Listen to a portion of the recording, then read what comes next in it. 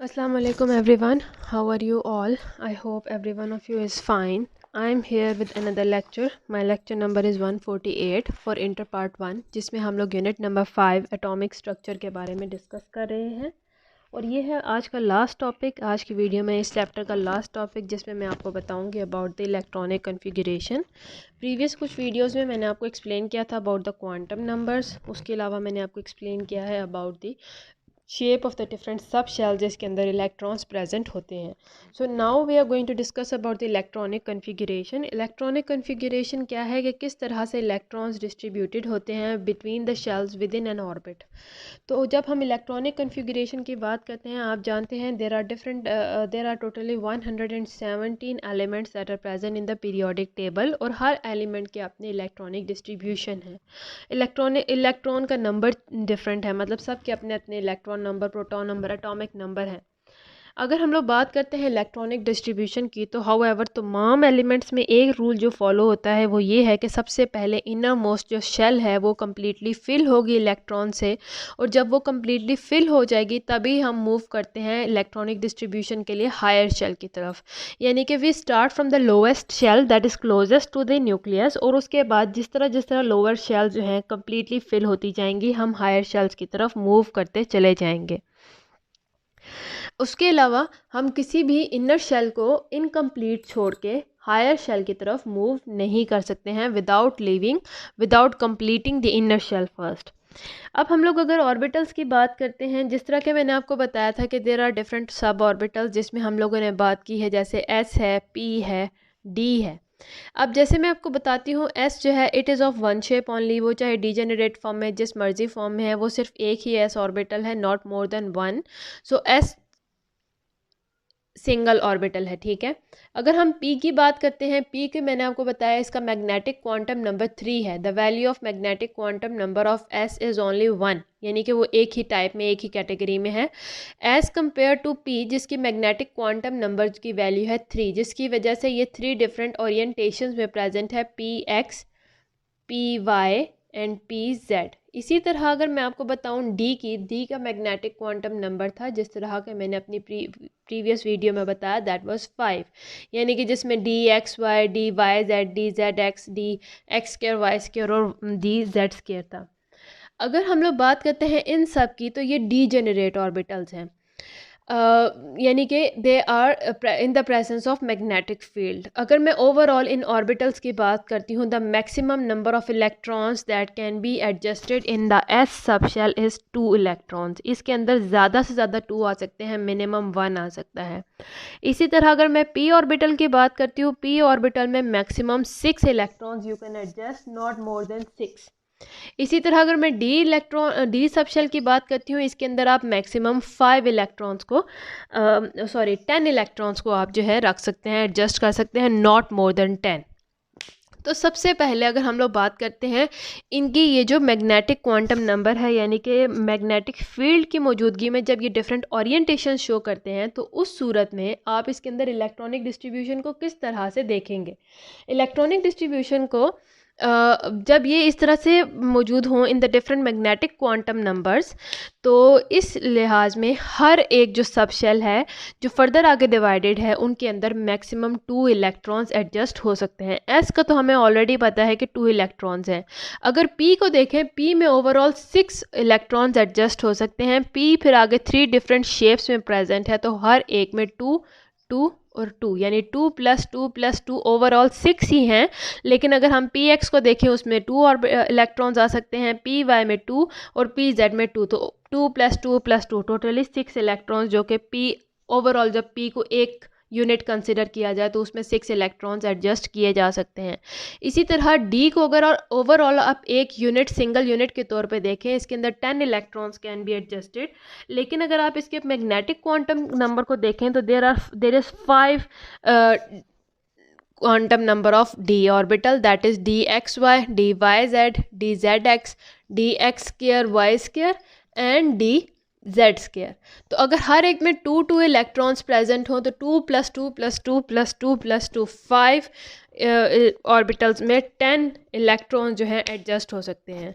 तो इसी तरह इसका कहने का बताने का मकसद क्या है कि अगर आप इनको सिंगल यूनिट के तौर पे देखते हैं तो एस के अंदर मैक्सिमम 2 इलेक्ट्रॉन्स, पी के अंदर मैक्सिमम 6 इलेक्ट्रॉन्स और डी सब शेल के अंदर मैक्सिमम 10 इलेक्ट्रॉन्स आ सकते हैं।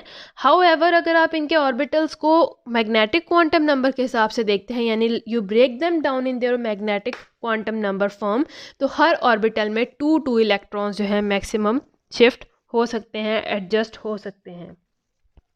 उसके अलावा क्या है कि जो maximum number of electron that can be accommodated in a shell, हम अब एक शेल की बात करते हैं लाइक KLMN। तो एक शेल में जो है कितने इलेक्ट्रॉन आप मैक्सिमम एडजस्ट कर सकते हैं, it is given by the formula of 2n square where n is the principal quantum number of the shell।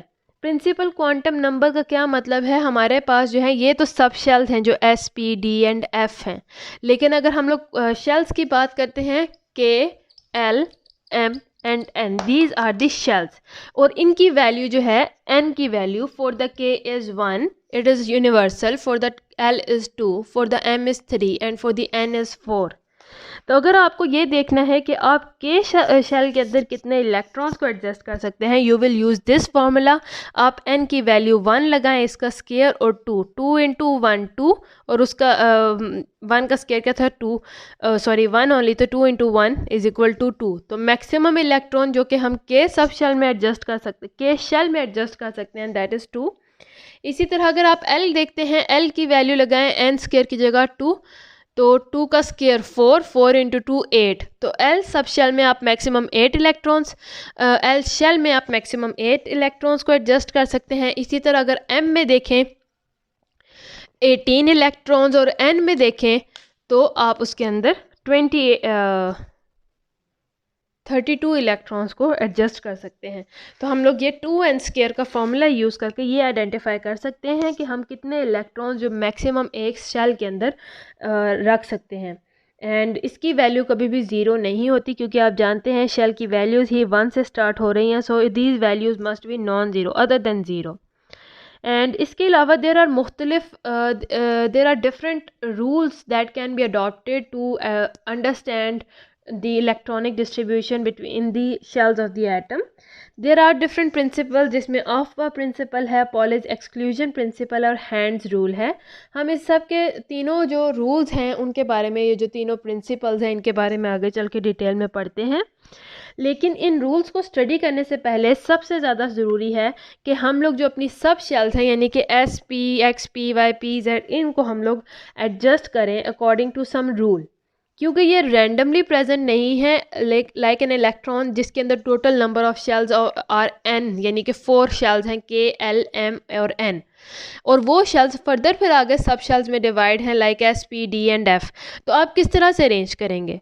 तो आप ऐसे नहीं इलेक्ट्रॉनिक डिस्ट्रीब्यूशन को अरेंज करेंगे कि पहले K की S आ गई, फिर L की S आएगी, फिर M की S, फिर N की S, फिर आप P पे जाएं, फिर आप D पे जाएं, फिर आप F पे जाएं, क्योंकि ये रैंडम हो जाएगी। There should be some rule कि जिसके हिसाब से, जिसको हम माइंड में रख के इलेक्ट्रॉनिक डिस्ट्रीब्यूशन को स्टडी करेंगे।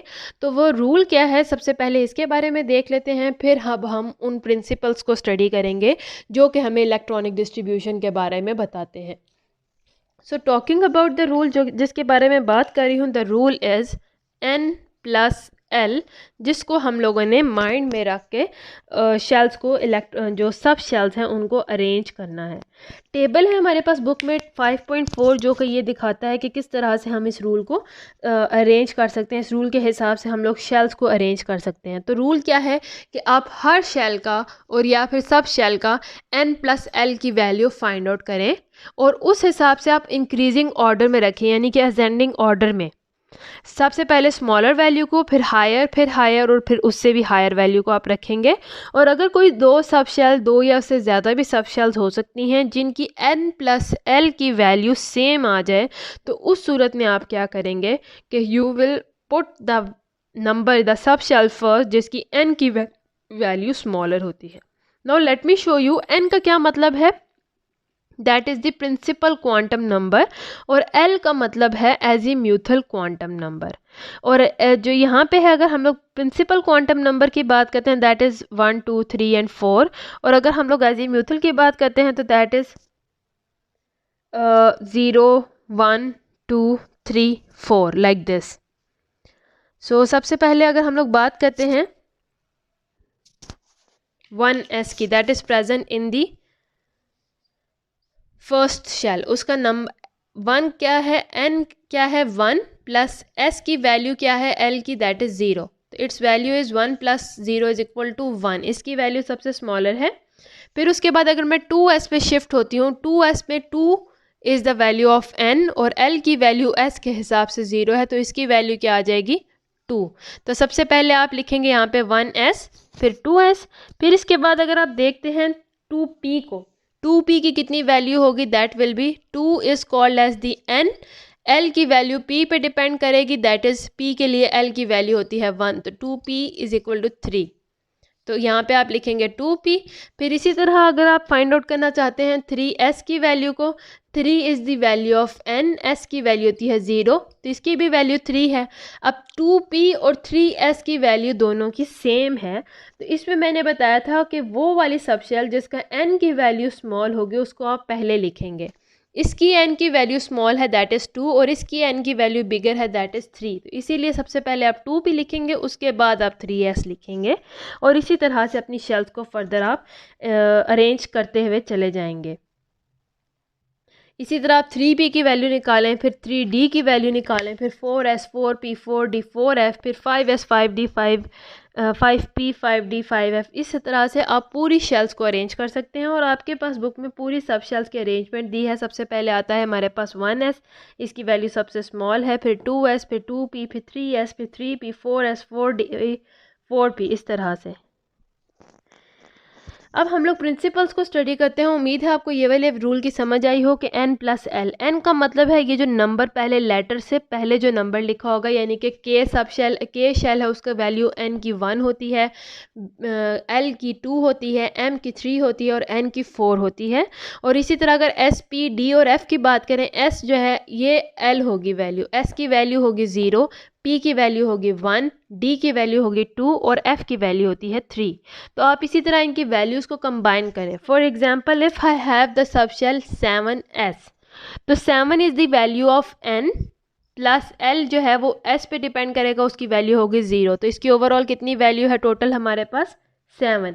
इसी तरह अगर मैं एक और लेती हूँ 6d, तो 6 जो है वो n की वैल्यू है, प्लस l d की वैल्यू, d की हमारे पास क्या वैल्यू थी 2, 6 प्लस 2 विल बी 8। इसी तरह 6f है, 6 जो है वो n की वैल्यू होगी, l में f की वैल्यू आती है दैट इज़ 3, तो 6 plus 3 will be 9।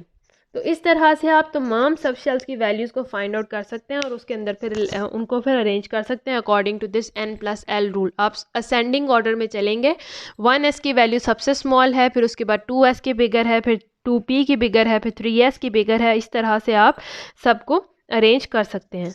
Know talking about the different principles जिनको फॉलो करके हम लोग कर सकते हैं, जिनको फॉलो करके हम लोग इलेक्ट्रॉनिक डिस्ट्रीब्यूशन को स्टडी कर सकते हैं। So the very first principle I have is Aufbau principal.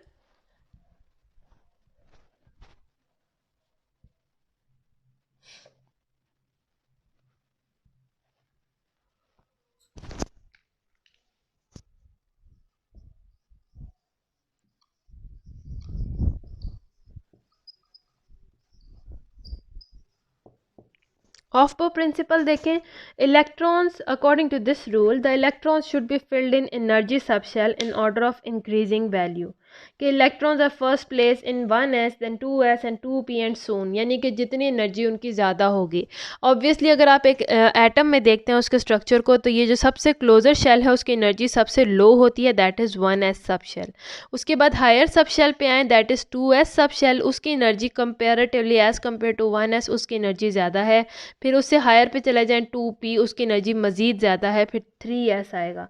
तो इस हिसाब से आपने सबसे पहले उस सब शेल शेल को चूज़ करना है जिसकी वैल्यू, जिसकी एनर्जी लेवल सबसे लो होगा, वो है 1s। फिर 2s पे चलें जिसका एनर्जी लेवल हायर है, फिर 2p पे चलें जिसका एनर्जी लेवल हायर है। इस तरह से आप अपने तमाम इलेक्ट्रॉन्स को फिल कर सकते हैं विद इन दीज शेल्स। उसके बाद नेक्स्ट हमारे पास आती है Pauli's exclusion principal. This is the next rule, this is the next principle जिसको स्टडी करके, जिसको फॉलो करके हम जो है स्टडी इलेक्ट्रॉनिक डिस्ट्रीब्यूशन को देख सकते हैं। इस प्रिंसिपल के हिसाब से हम लोग it is impossible of two electrons that are residing in the same orbital of a polyelectron atom कि उनके सेम वैल्यूज़ हो 4 क्वांटम नंबर्स की। यानी कि इसमें कहा है कि जो 2 इलेक्ट्रॉन्स होंगे उसके चारों के चारों, यानी कि अगर आपके पास एक ही सबशेल है, like if we talk about 2p subshell, तो इसके जितने भी इसके अंदर मैक्सिमम आप 6 इलेक्ट्रॉन्स की बात करते हैं, तो अगर उनमें 2 इलेक्ट्रॉन ही प्रेजेंट हैं तो ऐसा पॉसिबल ही नहीं है कि उसके चारों के चारों क्वांटम नंबर्स एक जैसे हों। यानी कि उनके क्वांटम नंबर्स एक दूसरे से ऑपोजिट होने चाहिए, उनके स्पिन्स एक दूसरे से, स्पिन क्वांटम नंबर एक दूसरे से ऑपोजिट होगा तभी वो एक शेल के अंदर इजीली रिजाइड कर सकते हैं। तो if they are like in the shell 1s, तो इसके अंदर 2 और मैक्सिमम 2 इलेक्ट्रॉन्स आ सकते हैं, वन दिस वन। तो एक होगा जो क्लॉकवाइज रोटेट करेगा, दूसरा होगा जो एंटी क्लॉकवाइज रोटेट करेगा। तो इनके चारों के चारों क्वांटम नंबर एक जैसे नहीं होने चाहिए, that would be a problem. We can not fill all the orbitals having the same quantum numbers, तो इनके क्वांटम नंबर डिफरेंट होने चाहिए, ये कहता है Pauli's exclusion principle. Then we have Hund's rule. Hund's rule के हिसाब से कि अगर हमारे पास डीजेनरेट ऑर्बिटल्स आर अवेलेबल और एक से ज़्यादा इलेक्ट्रॉन्स उन डीजेनरेट ऑर्बिटल्स के अंदर रखना है, तो उस हिसाब से हमें इलेक्ट्रॉन्स को सेपरेट ऑर्बिटल में रखना है with the same spin rather than putting in the same orbital having the opposite spin. हमें उनको सेपरेट, लाइक डीजेनरेट ऑर्बिटल्स में आपको इजी वर्ड्स में बताती हूँ कि अगर हमारे पास p ऑर्बिटल है, उसके डीजेनरेट कौन कौन से हैं, px, py एंड pz। और अगर आपके पास सपोज के 3 इलेक्ट्रॉन्स हैं तो हर ऑर्बिटल में मैक्सिमम 2 इलेक्ट्रॉन्स आ सकते हैं। तो rather than placing the first 2 electron in this one and 1 electron in this one, तो आप इसको कम्प्लीटली फिल किया, इसको हाफ फिल किया और ये एम्प्टी रहा। तो इस हिसाब से मैंने आपको बताया कि पॉलीज एक्सक्लूजन के हिसाब से जितने भी इलेक्ट्रॉन एक सब शेल में आते हैं उनका स्पिन एक दूसरे से ऑपोजिट हो। तो आप जब 2 इलेक्ट्रॉन इसके अंदर रखेंगे, एक इलेक्ट्रॉन जो है क्लॉकवाइज रोटेट करेगा, दूसरा इलेक्ट्रॉन जो है एंटी क्लॉकवाइज रोटेट करेगा। तो इट इज़ बेटर कि आप बजाय इसके कि दोनों इलेक्ट्रॉन को, एक डीजेनरेट की बात हो रही है, नॉट एनी अदर वन, तो डीजेनरेट में बजाय इसके कि आप दोनों इलेक्ट्रॉन को सेम ऑर्बिटल में रखें और उनका ऑपोजिट स्पिन हो, आप इस इलेक्ट्रॉन को थर्ड डीजेनरेट ऑर्बिटल में मूव कर दें। एक तो ऑलरेडी यहाँ पे प्रेजेंट है, तो इट इज़ बेटर, ये आपकी बुक कहती है कि आप डीजेनरेट ऑर्बिटल में सेपरेट ऑर्बिटल्स में रख लें। सेपरेट में होने से उनका स्पिन सेम हो जाएगा, सारे सर्कुलर मोशन में मूव कर रहे होंगे, rather than putting them in the same orbital with the opposite spins.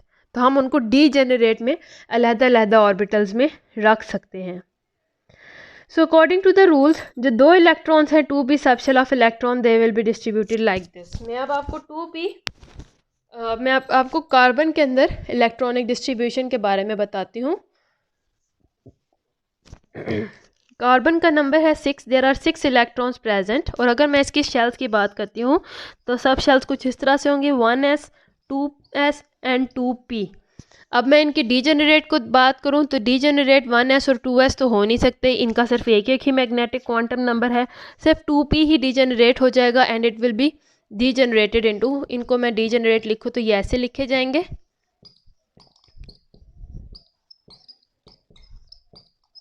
These are the degenerate orbitals.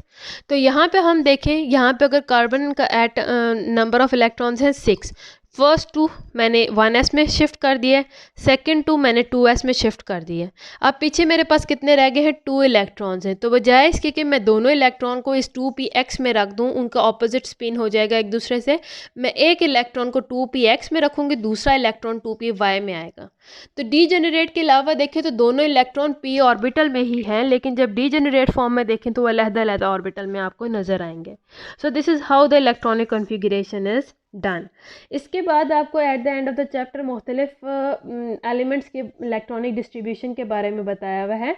You must have a look at them ताकि आपको बेटर अंडरस्टैंडिंग हो सके। ये था आज का lecture. This was the last topic of this chapter atomic structure. उम्मीद है आपको इस चैप्टर की समझ आई हो, इस टॉपिक की समझ आई हो। अगर यहाँ तक कोई भी प्रॉब्लम है तो you can discuss with me on the comment section. I am here to help you out and see you soon in my next video. Till then, अल्लाह हाफिज़।